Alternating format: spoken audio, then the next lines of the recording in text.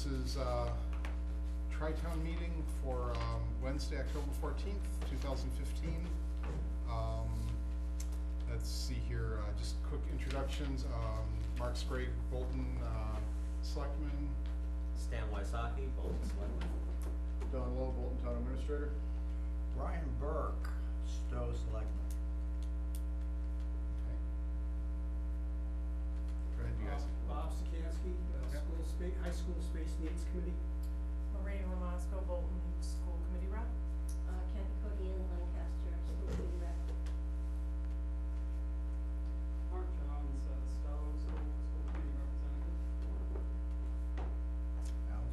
Also got Nancy Rep from Stowe and also on Independent Building Project.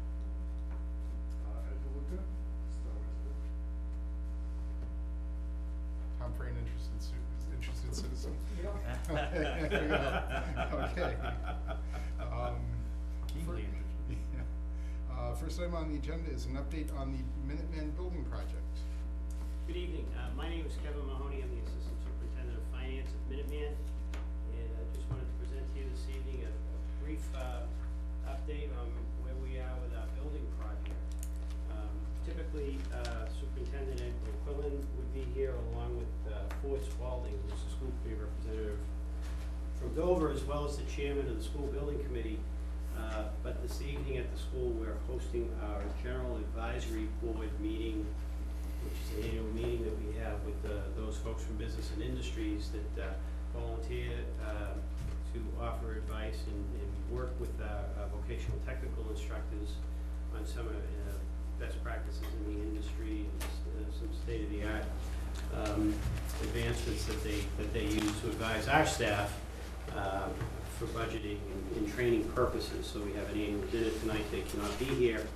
The Lieutenant Governor is also going to be speaking to our General Advisory Board tonight at Minuteman as well. So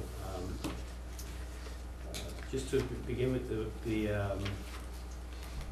presentation, we have an introductory video. Having a little technical difficulties, I can't get that to play. However, if you have a chance, it's about our students. It's about a five-minute video about our students talking about their experience at Minuteman, what they get out of the program, and how they see it. We talked to about 5 students. There are no instructors or adults involved, and I would encourage you. It's also on YouTube and on our website under the Minuteman Experience. And we typically start out our presentations to give folks an idea from the students' perspective about what we offer at Minuteman.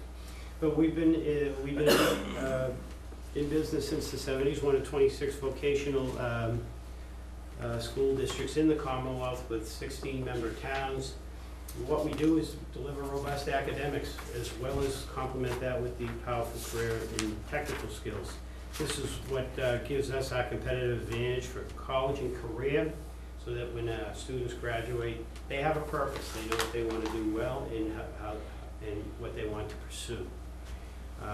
The way the Massachusetts model works is it's widely recognized in terms of our ability to integrate the strong academic programs that we have, along with the vocational technical skills.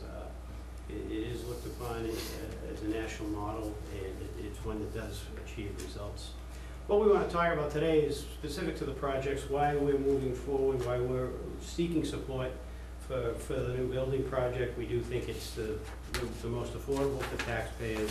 It will safeguard our accreditation. We're currently on warning status, primarily due to the condition of the building. And it's in the best interest of our students.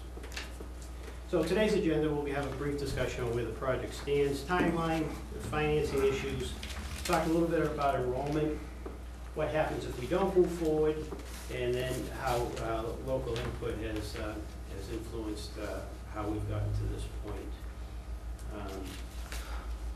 We've been in the feasibility study since 2009. We explored many different options,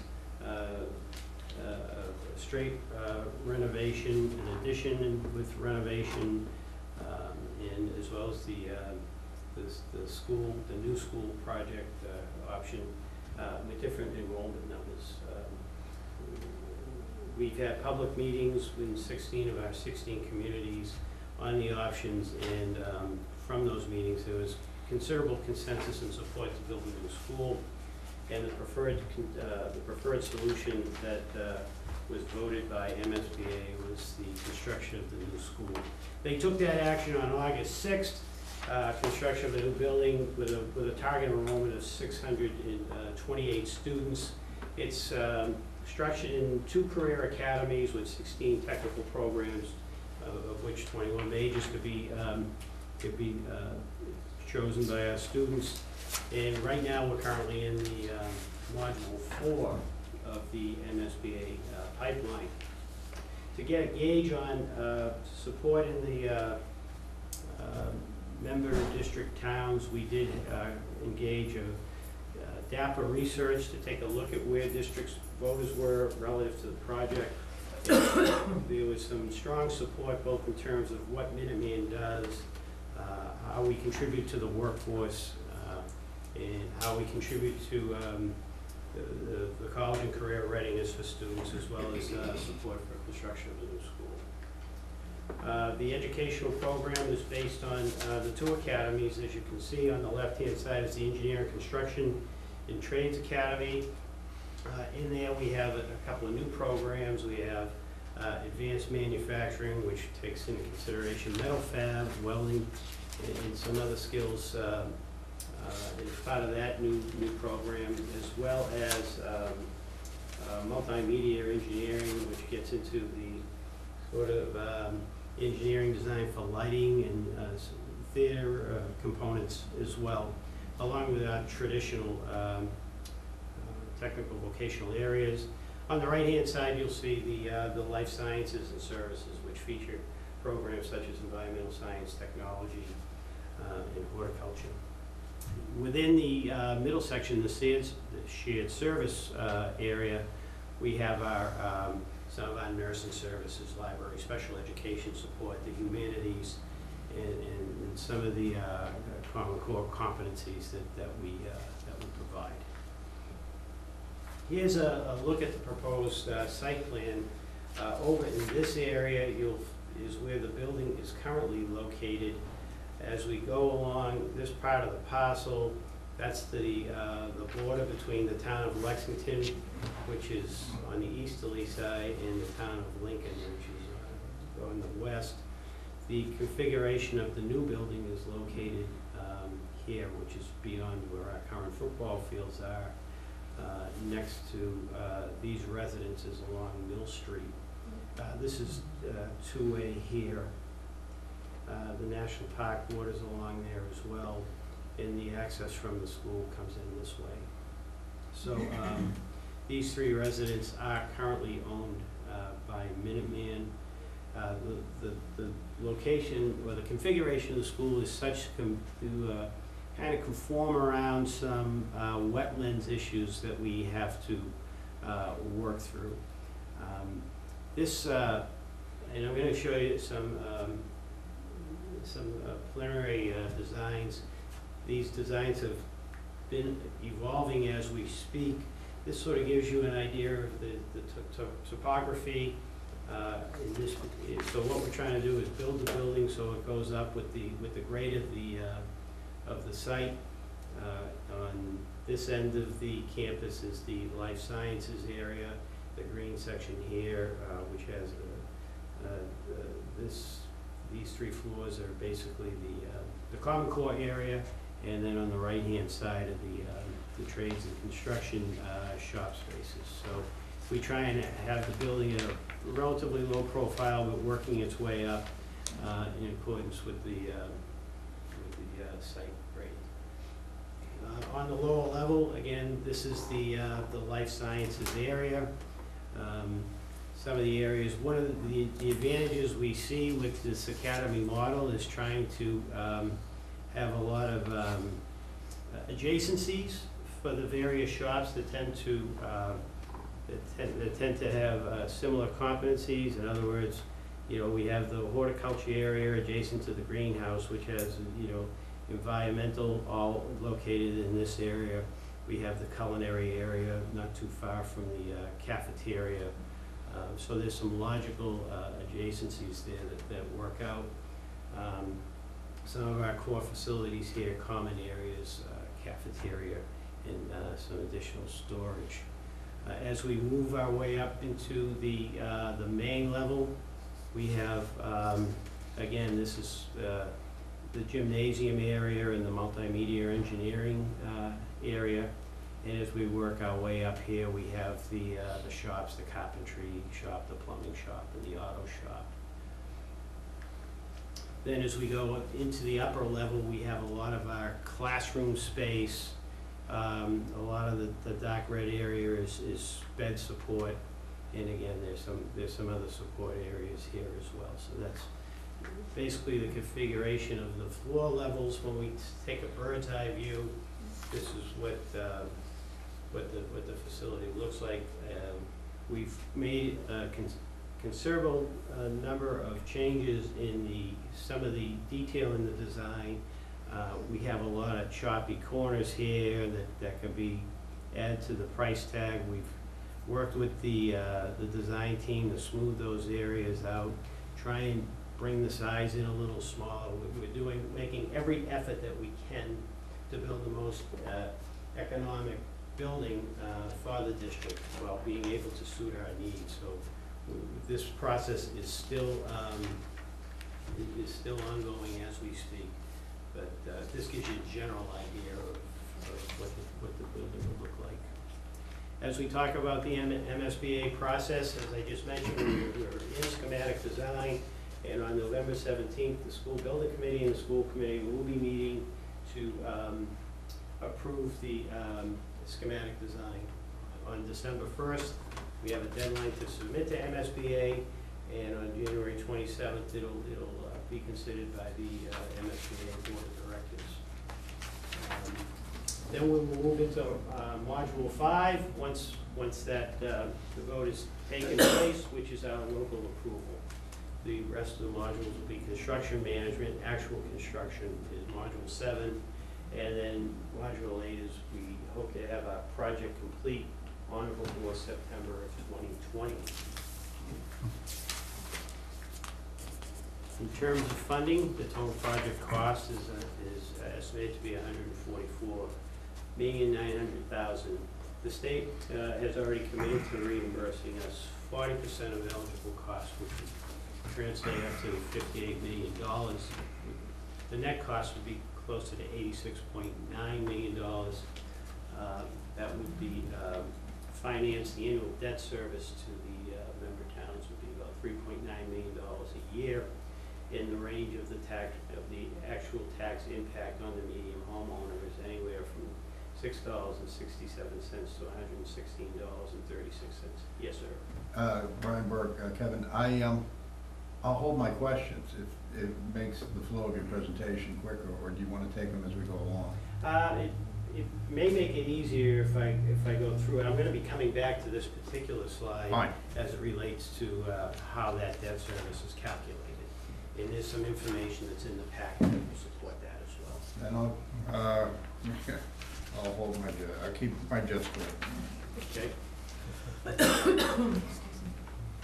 So, you know, there's questions about the cost and, you know, how does vocational technical education facilities compare to traditional high schools? It's basically two schools in one because of the need for both the academic programs and the vocational technical programs.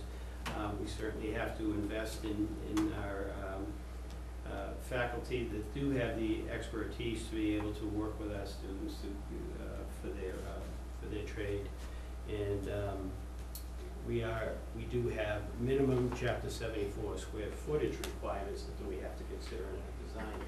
Those minimum square footage requirements do not take into consideration things like tool cribs or storage or related room areas that are also needed to enhance the educational environment. Nor does it consider some of the safety and health related requirements. We need showers, eye wash, proper ventilation, proper ability to get rid of oil waste, grease in our culinary areas. Those are the types of things that contribute to designing of the building. Of course, we have our major equipment needs when it comes to the lifts and the lathes and all of the equipment that we need.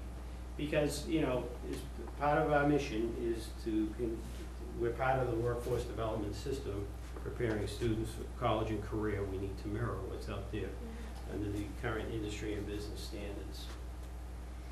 There's been renovations at a number of different schools, not so much new construction. Essex Agricultural merged with North Shore Tech, and they built the school for about $134.5 million.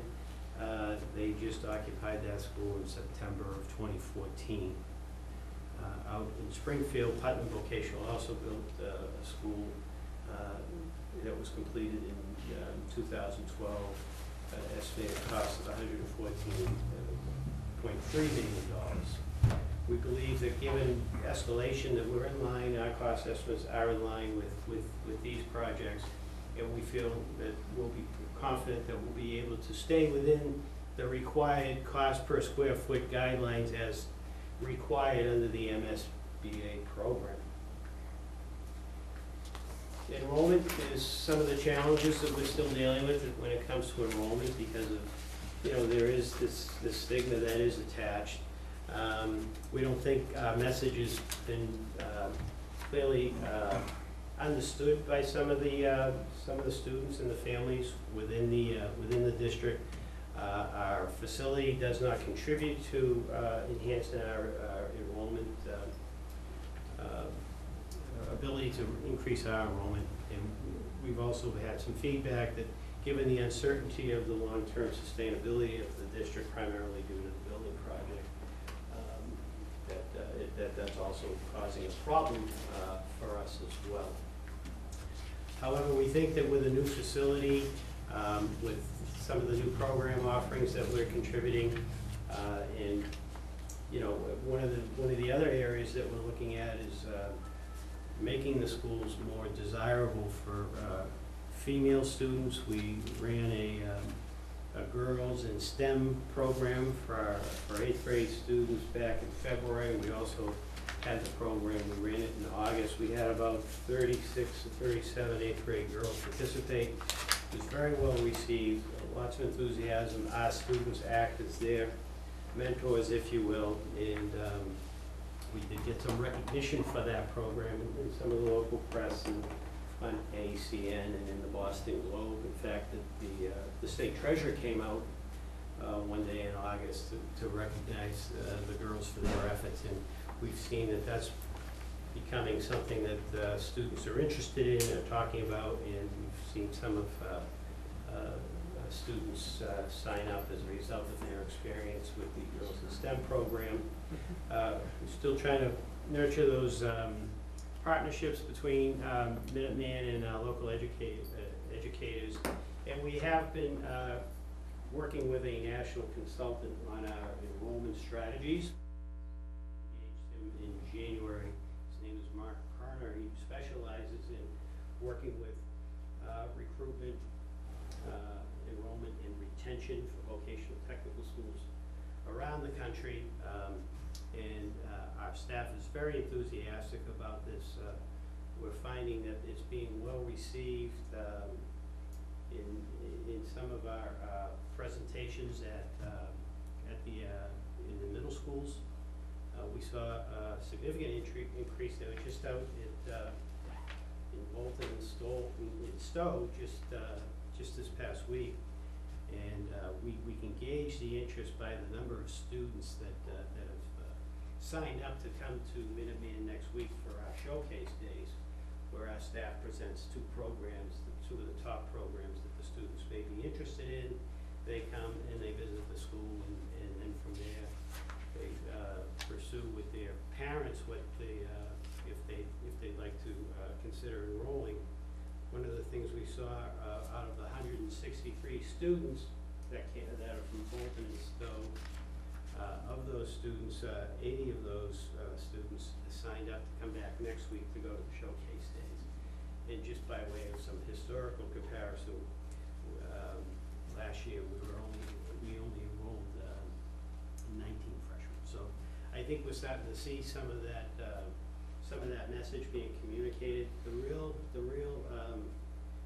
message that's coming across is when we present to students the competitive advantage that they have for college and career readiness by having a vocational license, a vocational trade gives them that much more advantage, both in terms of entering into the workforce as well as for college prep as well. So we continue. We looked at multiple sources of data. We're seeing the shift. We're starting to see more interest. As I mentioned, the marketing efforts, I think, are starting to see some positive results. So we think that the enrollment goals are realistic as we move forward. And this is a position that MSBA has looked at. They analyzed our data, and when they took a position on it, they did conclude that they feel the 628 would be sufficient for them to move forward with the project. In fact, would not recommend building a school for anything less than 600 students because of the economies of scale wouldn't work. So if we're unsuccessful, that doesn't mean that we can continue to not face potential significant investment in our facility. We have to do some critical repairs just in order to provide a safe environment and the best education possible for our students. We also have the accreditation issue we have to think about as well. There are $58 million potentially in state funds that we're talking about. Again, the continued uncertainty may hurt our enrollment and also drive up our per pupil cost. The analysis we've done, and I'll get back to this in a little bit, is based, we estimate that it'll be about $100 million just to repair the building. There'd be no educational value as far as implementing the new educational program plan. It would just be simply repairs, roof, exterior envelope. Once we make these repairs without state help, it's gonna require that additional triggers kick in so that we have to comply with ADA compliance, fire safety codes and the like. We did have an example back in 2011 where our trades hall was shut down, not being in compliance, so we had to go into an emergency situation where we invested about $500,000 in repairs in order to have the school ready to open up again in September. So as far as the decision-making process goes, the school committee is contemplating two options available under Chapter 71. The first is under Section 16D, where the more traditional approach, if you will, where the school committee would vote to authorize bonding and ask that each community place on their annual town meeting or a special town meeting an article that would seek to vote to approve the debt. Certainly if a community chooses not to call a special town meeting or opts not to put it on the warrant, that can be considered passed by non-disapproval. But in order for us to proceed under the Section 16D town meeting option, we would need all 16 town meetings to either approve it or take no action on it. The other option is under Chapter 7116N, where the school district can call for a one-day referendum, which would be a district-wide ballot that would decide by 51% of the aggregate vote whether approval or for the project. The school committee has been considering these options. There has been no decision made yet as to how the district will move forward. In terms of local impact, we are, and as I mentioned earlier, trying to design the smallest possible school to accommodate our educational program and our academic needs. Right now, we're locked in at the 40% reimbursement rate. There are opportunities to may increase that by 3 or 4 percentage points, and we're pursuing those through some type of leads credits or some other available options that we can pursue with MSBA. Our plan is to increase our in-district enrollment, decrease our out-of-district enrollment. We plan to be at capacity at 628 students.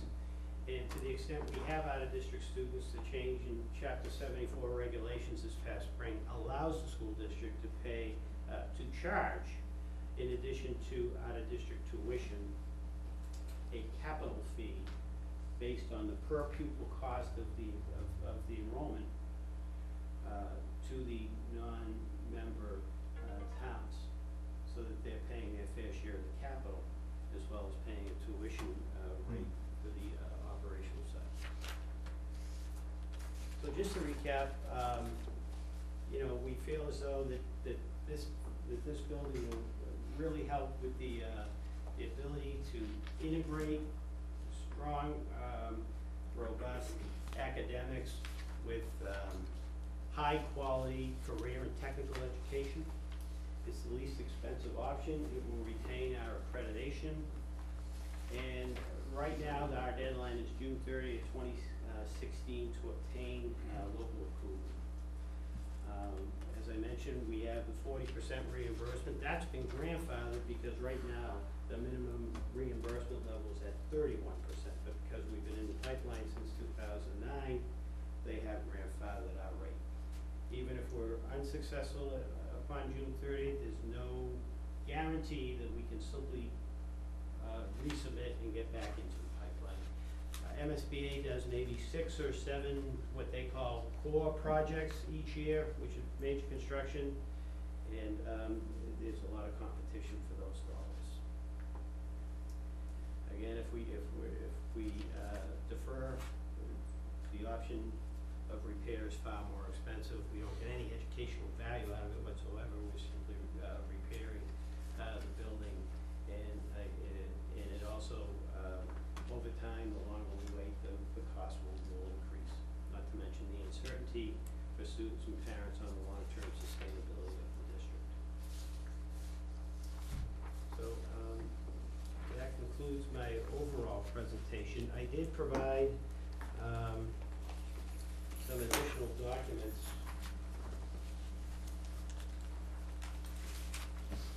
I'm going to talk to the financing of how we project the debt cost and how we project the tax rate impact. We've also provided a one-page summary of the scope of work and cost breakdown that would be required if we were going to go with a non-MSBA repair project. And there's a narrative that talks about describing in a little bit more detail if we needed to go it alone, if you will, without the MSBA. And also for your information provided is the MSBA letter. If I can refer you to this particular page, I'm not sure what number it is in your packet, but it's titled 5-Year Projected Revenue Plan and Assessments. Just wanted to give you a quick walkthrough on how we calculated this. In the upper left-hand corner is our revenue plan, and it identifies all of our revenue sources that we receive from the state. It talks about tuition and the capital fee, which I'll refer back to, but I want to point that out as a line item, as well as our E&D contribution. And then down below, it gives the assessment revenue that we assess our member towns based on the assessment categories as defined in our regional agreement. We're looking at an operating budget.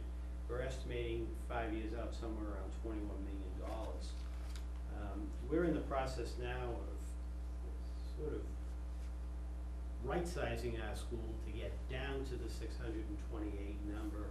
Right now, we're somewhere around 689 when you include post-grad. So we're starting to move our way into a down into what we're calling right size in order to accommodate this 628 enrollment. So we expect our cost to go down about $2 million over the next 2 years on the operating side. That'll allow us to incur the $4 million of debt, which would result in a net increase of about $2 million. When we look at the assumptions on the lower left-hand corner, the basic assumption that we're talking about targeting for fiscal year 20 is an in-district enrollment of 524 students and an out-of-district enrollment of 104 students. So I think that's important to note. We think that's conservative, but we wanted to point that out because when we get into the next page, we'll talk a little bit about how that factors into the capital fee. So in the upper right-hand corner, it just gives the assessments based upon where we see enrollment to be by member town, how the 524 students are, where they come from. This is the standard assessment model that we use as part of our current regional agreement. If I can refer you to the next page, it talks about projected. I'm sorry, was there a question on that page first of all? On the next page, it talks about the projected annual debt service. So, as you can see, the projected enrollment assumptions are listed in the column to the right of the member towns, and our assessment is based on the percentage of students, the number of students as a percentage of total enrollment. It shows that we have 527 students versus 524 because there is a minimum of 5 students that needs to be charged for each community. We currently have an energy services lease that's going to be outstanding for another 10 or so years, so there'll be still another 500,000 of debt service that will be assessed. And we're looking at the net new building project debt to be about $3.9 million. For a total capital assessment of about $4.4 million. The annual debt service, how that's calculated is in the lower left-hand corner. We have the ESCO debt at $506,000. The total projected annual debt is $407 million. That's based upon a 30-year level debt service schedule that our financial advisor has produced for us, assuming a rate of about 3.5%, which is about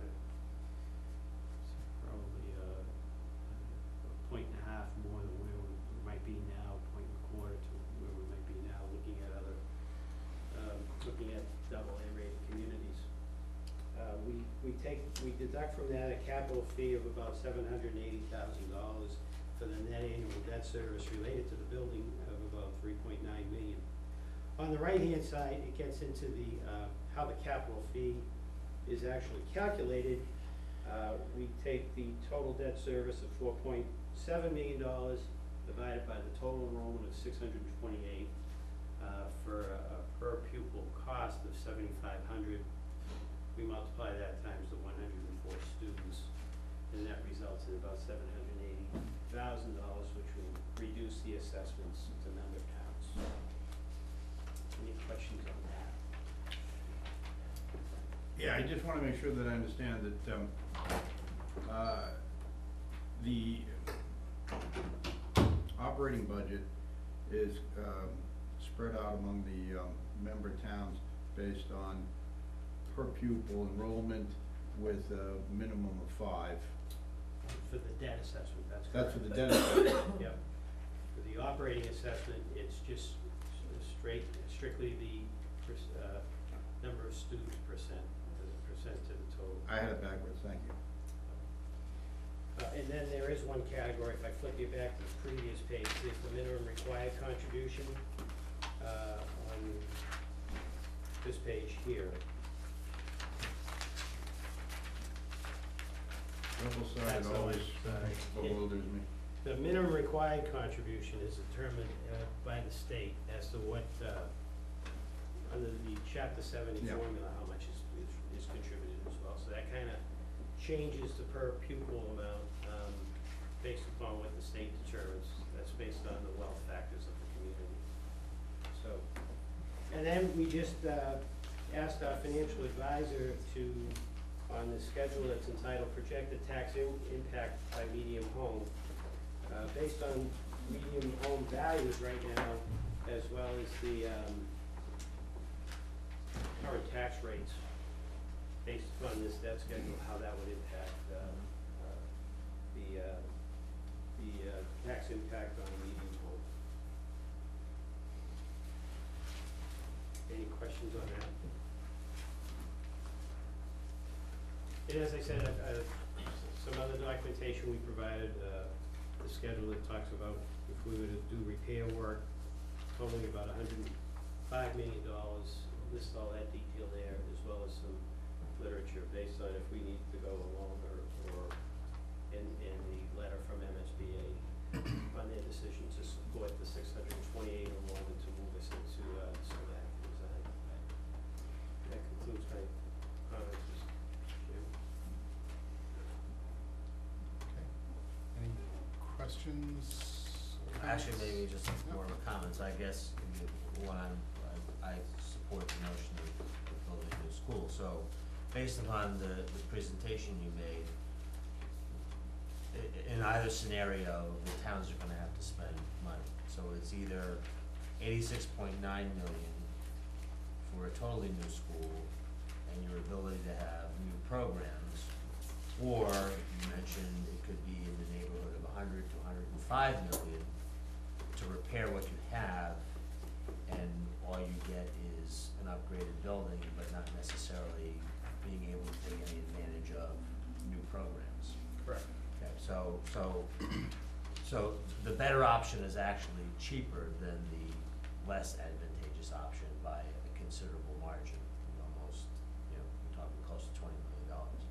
I would assume also that, the ability to spread the capital costs to non-member towns who are enrolling students only applies to the new school option. That's correct. The capital fee only applies to, as we understand the guidelines right now, MSBA approved projects. So if we were to go with the non-MSBA project, it would be 100%. 100%, so we would not be able to get any capital reimbursement for repairs that would be substantially more under the non-SBA plan versus the MSBA plan. That's correct. Okay,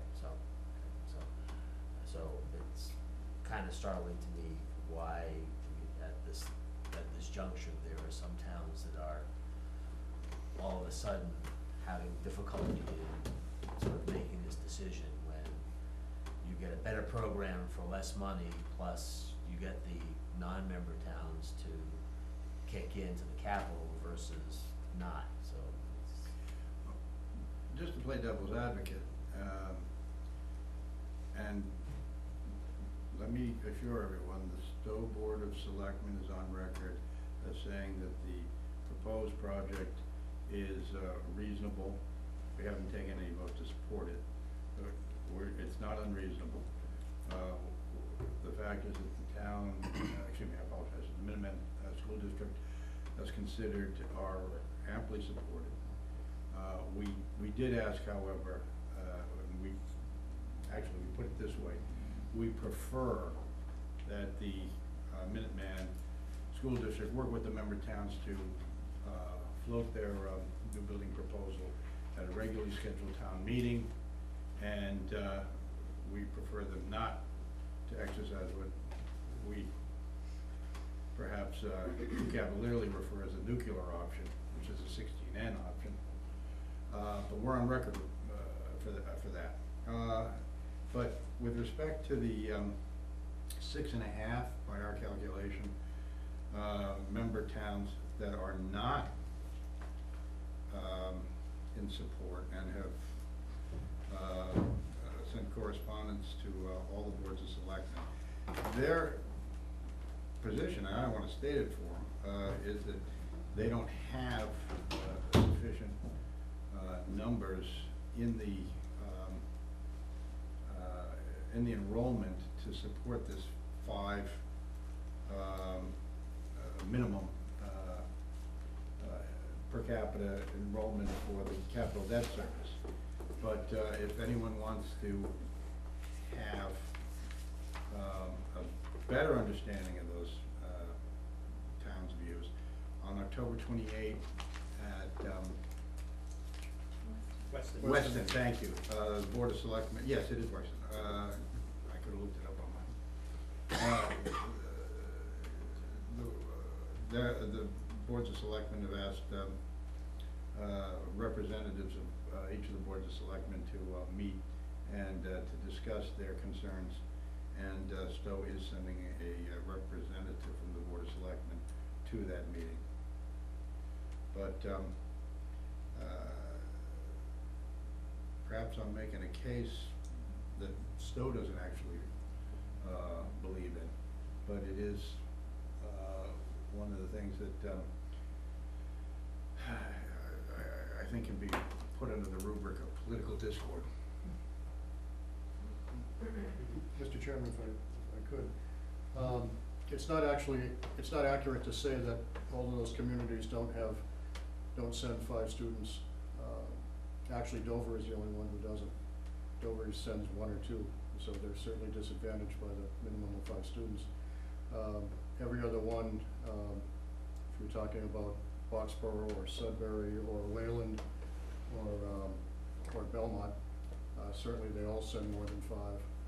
And Weston, for example, has been talking about withdrawing from the district, but still wanting to be able to send students there. So when someone says they're talking about withdrawing from the district, it also doesn't mean that they don't still want to send students there. So that's a little bit of a misnomer. Let me correct myself. What I meant to say, if I didn't say it, was that some of these towns don't anticipate long-term sending more than 5. And some of these towns also are looking at the per pupil operating budget. And when you add the debt service, we're talking about, and this is not adjusted for median income, we're talking about over $30,000 in per pupil cost. That's what they're concerned. Again, I'm not trying to make their case, and if I misstated the case, I apologize. But I think that's one of the concerns that these towns have. But if you want to know the real skinny, go to the October 28th meeting at the town hall in Weston. And that's all I'll say. I'm sorry. No, I didn't mean to I was- criticize you with it. Okay. Any other questions, comments? Okay. Thank you very much for the Thank you. invitation, Thank we you. really appreciate it. And if there are any further questions, please feel free to contact us, we'll be happy to follow up. Thanks. Thanks for coming here.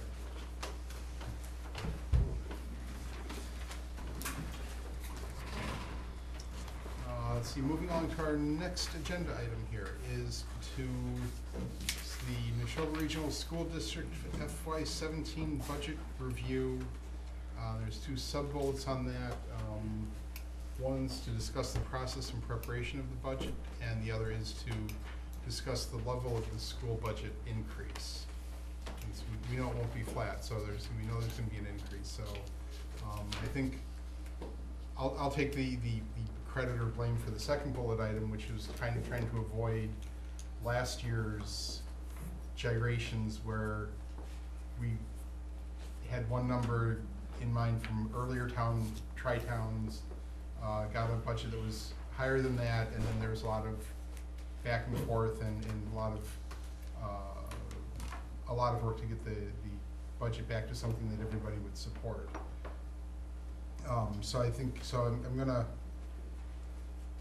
kind of send the various selectmen and such home with some homework for the next tri-town to kind of come back with in conjunction with your advisory, your finance committees, what sort of increase would you be comfortable supporting? We know 0 isn't gonna work, we know 10 isn't gonna work. You're you right. know, for different reasons, but, and then also, I think the other piece that we need to have a discussion on is what, if any, plans are there for adding OPEB starting to do some OPEB funding in the budget? And how does that affect the targets that the towns are gonna have? Now, all of that being said, I'll start off with the caveat that the school committee is responsible for the budget. This is just letting the towns kind of set some expectations about what numbers we'd like to see realistically.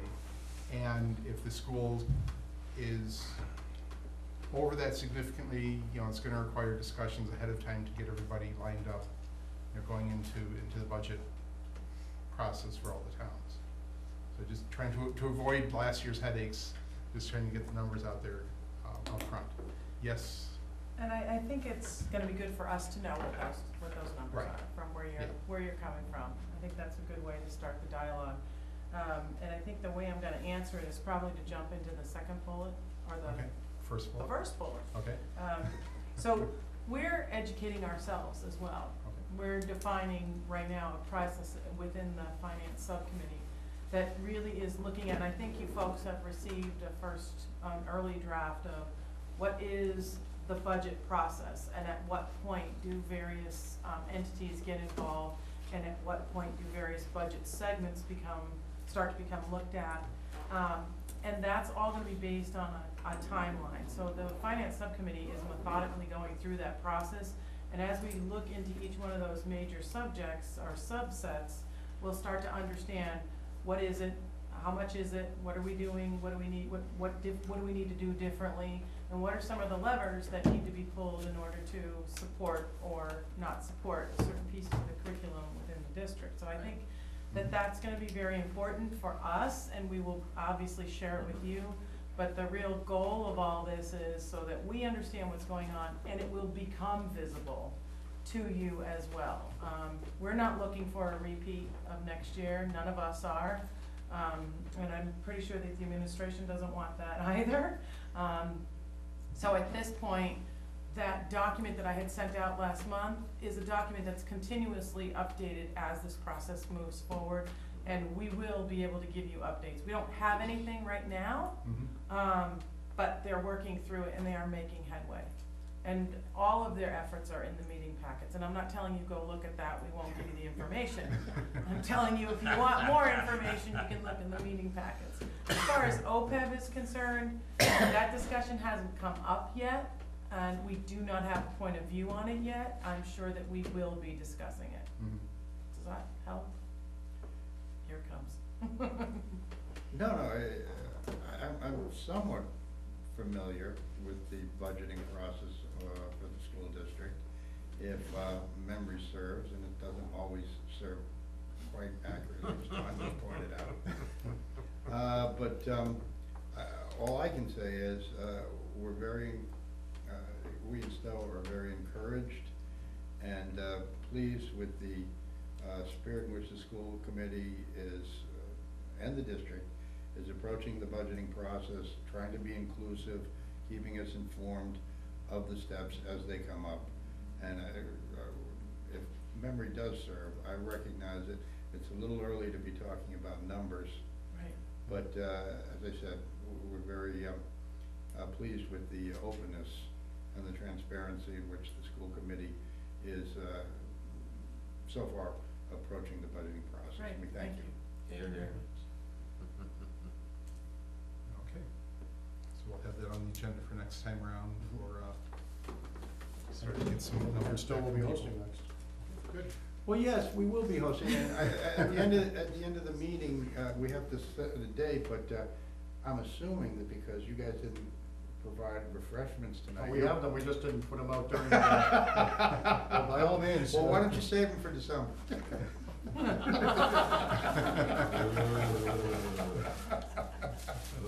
It'll be hard cider by then. Oh, thank you, I should have bought. He's happy now. There you go. I'm only teasing. Thank you. Anybody?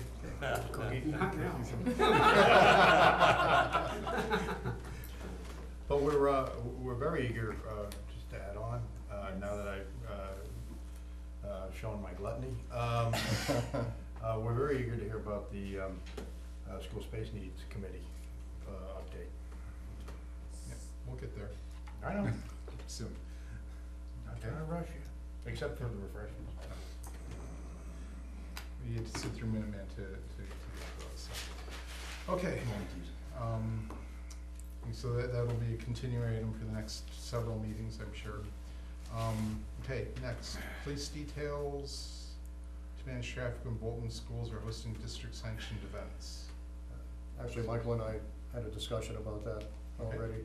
And we discussed a process by which there's a focal point in the high school when multiple events, or a particularly large event, I think Michael mentioned that projected excess of 400 people, that a detail would be scheduled, and if it's more than one group that's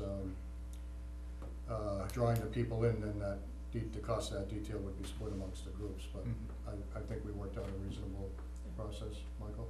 Yeah, I mean, the event that we talked about, what they put on paper was much less than what actually ended up That's right. happening. Mhm. But generally, when there's multiple groups, there's supposed to be a detail there. But you know, as an example, I was there tonight for an event, and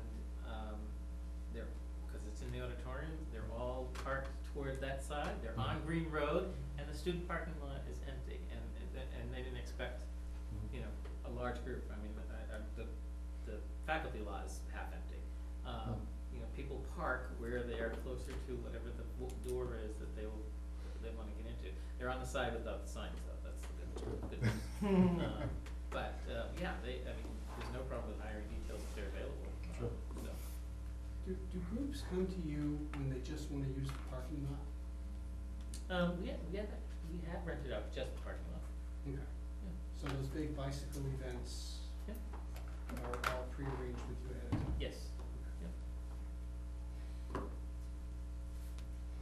Well, that's good. I think the number of events that prompted this particular item, I think it was a Saturday where I think traffic was backed up from Town Hall up to this school, and people were parking on both sides of 117. People were parking on the lawn. I mean, everything was full that day. Yeah. So It was 3 separate events, as I recall. It was 3 separate. One shouldn't have attracted cars. It was the car wash. They were there to get the cars that were there, but yeah, 3 separate events. Okay. So now we'll get to this, school space needs update. I can't tell from the agenda item if you're looking for a general update or if there are a specific question that you want answered. I don't know who put this agenda item on, I guess so- the last time you provided an update, it was remarked that there were students who couldn't partake in particular classes because of the space constraints. Right. So, obviously, we still have the space constraints, and that's not gonna be resolved anytime soon, so how is the district and the high school dealing with that, to be able to try to manage that issue? Let me, if I could hand that specific issue off to Mike. Sure. So to start with, that is the story of pretty much any high school, just the general issue of more kids sign up for a course than the school has staff for. So that's first and foremost a scheduling issue. And then for us, there's the added space issue, even if we had the staff. So, you know, we do have students who will sign up, for example, for, let's say,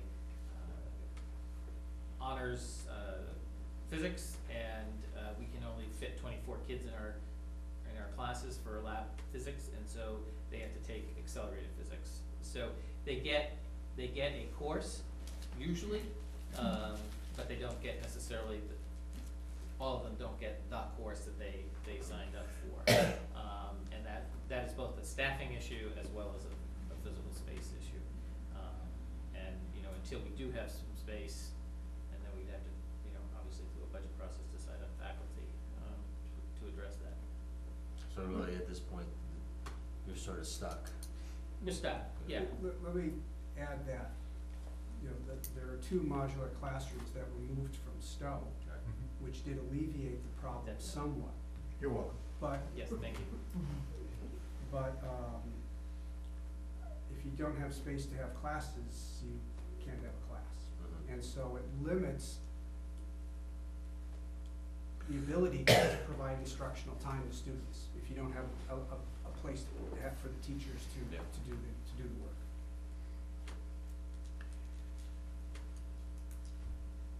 In Stowe, we're thinking that NEASC accreditation, which you're currently undergoing, are they gonna be weighing in on the space needs and parameters? And that might be something that would, if not drive the recommendation, at least drive the discussion of whatever recommendation the space building needs makes. Definitely. And they definitely weighed in on their report. Yeah, the draft of their report, is that the final report or the draft that came out? That's the draft. The draft came out, and it touches on a bunch of physical facility issues in the school. None of them threaten the accreditation. None of them is there any reference to putting the school on probation for. But at the same time, you gotta be able to take a hint and know that if you don't address these issues in the next 5 years, that the next time you go for accreditation, you're gonna have a big problem. So, you know, in terms of the space needs and recommending what items should be addressed, the NEASC report, changed the weight of some of the things that we were considering.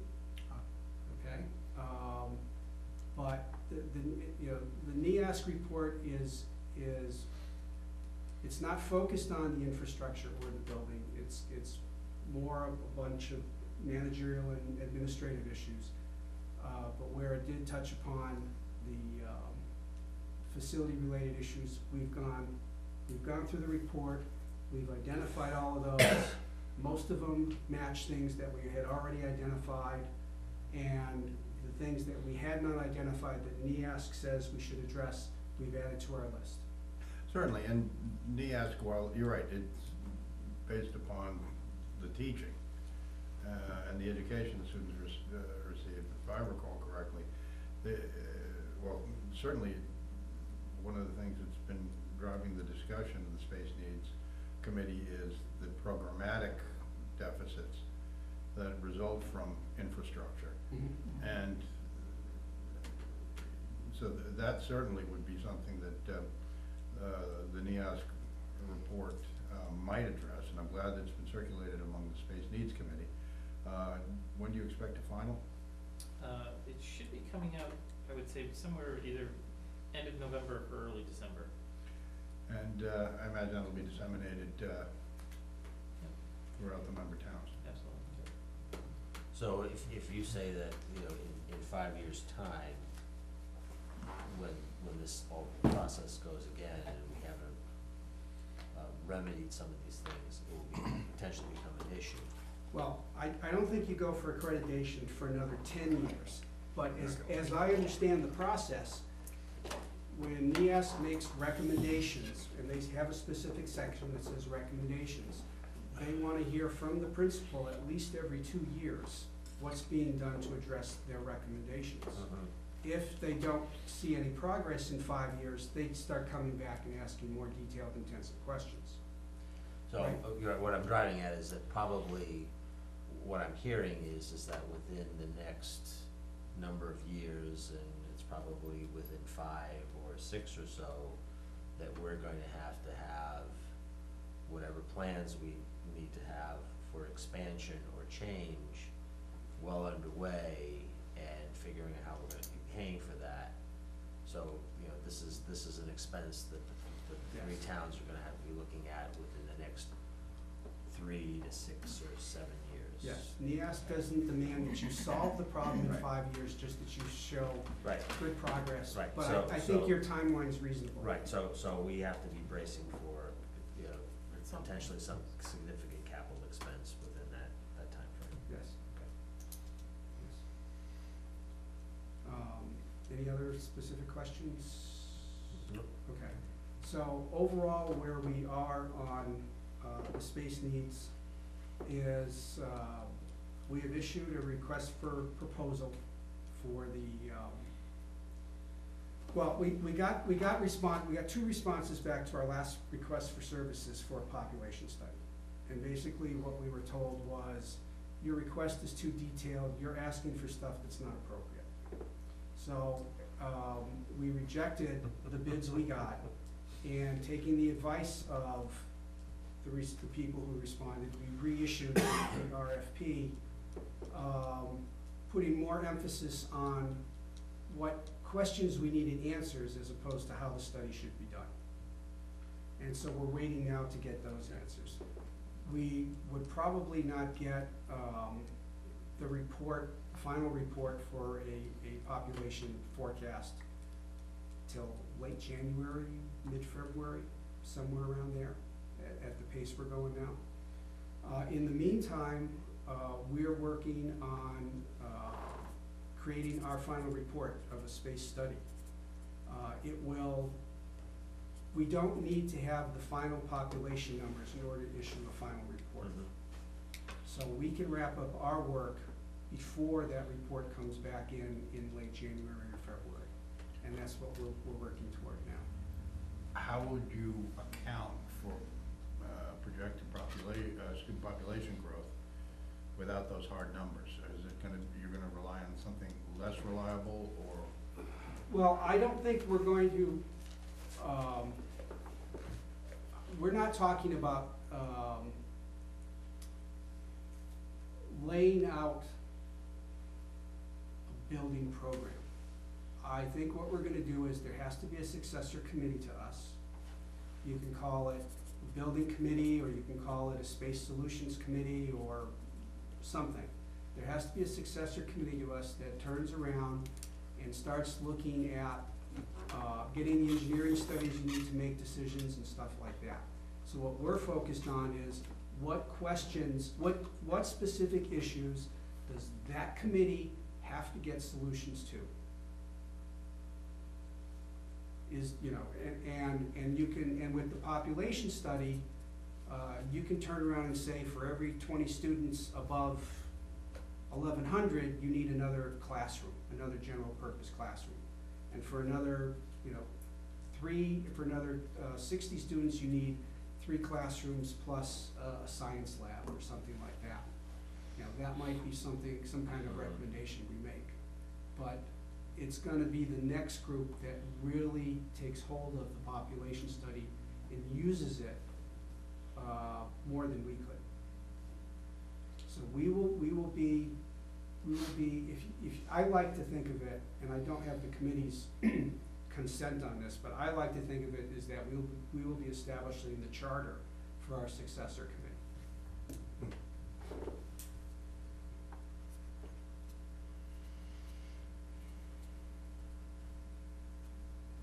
Okay. Mark, does that sound? I think that aligns with the way things have gone, and I think that's the direction that we're headed collectively. That's very interesting. It's good to know. Thank you. Okay. Oh, okay. Yes, and Michael wants me to mention, and this is something we have considered, is part of our final recommendation will be a decision whether or not to submit a statement of interest to MSBA in January. That will be one of the items that we will address in our final report. Statement of interest for what? Modifications to the school, modifications to the high school. You don't have to be specific about renovations or additions in a statement of interest. The statement of interest is a statement of a problem, and they do not want you to put any kind of solutions into that document. They want you to essentially take the documentation of our space study Mm-hmm. and have it before them, and they would make a determination to get in a queue. Now, I've read the statement of interest from other school districts that they've submitted for projects that have been approved, and we have more detailed information. We will have more detailed information in our final report than they provide in their SOIs that they've submitted. So I don't see any problem there. Is the statement of interest that I will identify problems that the Space Needs Study Group has identified, would it make any recommendation between renovations or new building? With the SOI, Yes. I don't believe it would, It won't. because it's simply a request for the MSBA to pay attention to us. That's what I said. It's a shout out. Yes, and if they answer the shout out, then you start dancing. Thank you. That's also very. And they're the lead part.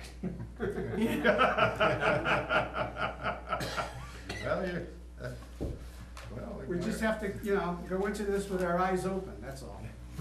And your toes stepped on, And my if toes you're stepped like on. my wife, dancing with me. Okay, next, parking space update. Well, I think we talked about it a little bit. We are not, we don't have any plans, in the process for, any changes to our parking lots or anything to the tennis courts. I think our timeline now is to sort of piggyback whatever conversations happen as a result of the space study before anything major happens. There've been small things that we've done, numbered spaces, et cetera. We might look at some renovation plan of the existing staff parking lot to better utilize that space, but nothing for the tennis courts. And that's where we're at right now. Okay. Anything else? Committee of correspondence. And this is an idea I had.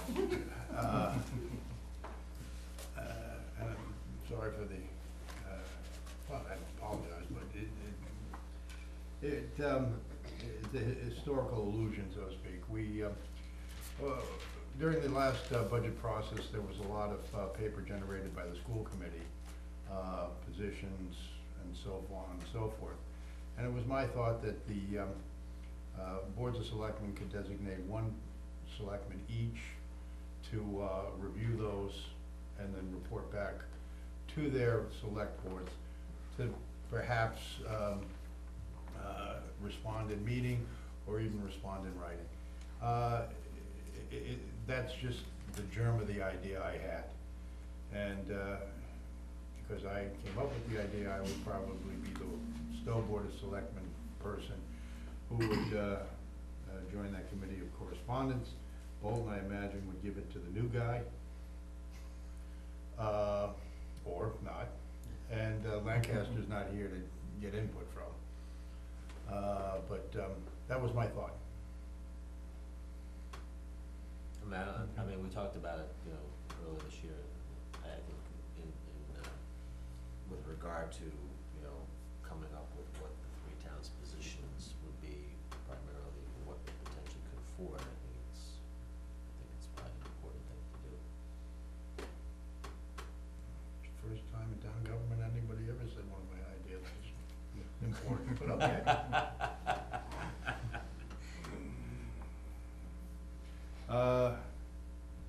I suppose I could call Ryan and float that in the Lancaster government.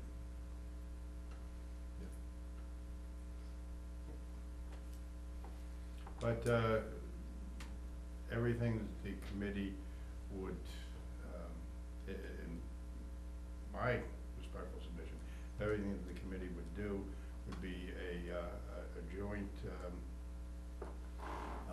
undertaking by all three boards, and those discussions would be in open meeting. Mm-hmm. Would you invite the school committee to those meetings, or do you not need us there? You see, that's what's known as a loaded question. It's not, if I was an attorney, I would object to that question as unfair.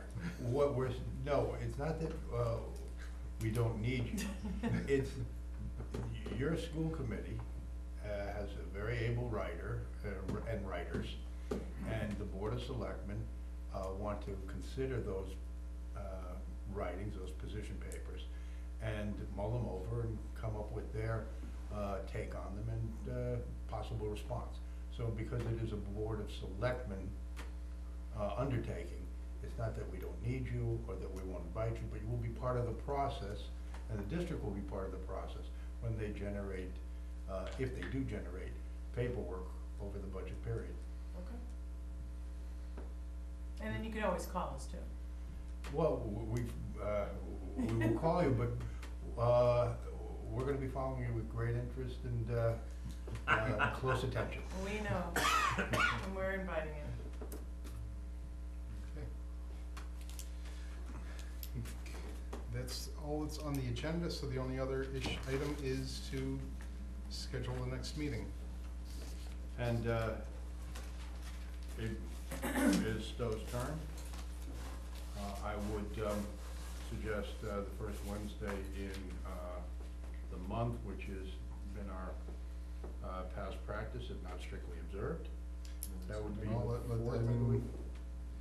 But that would also depend upon and I think our town administrative assistant checked for this, December 2nd, would, there wasn't a school committee meeting, if I recall.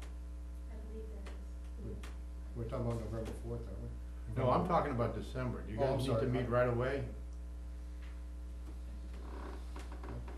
November was the problem, but I'm sorry if I didn't say that, but, I mean, maybe December might not be good because, you know, Yeah.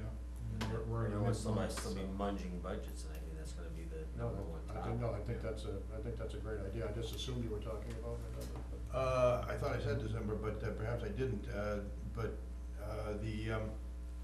maybe I said it inaudibly.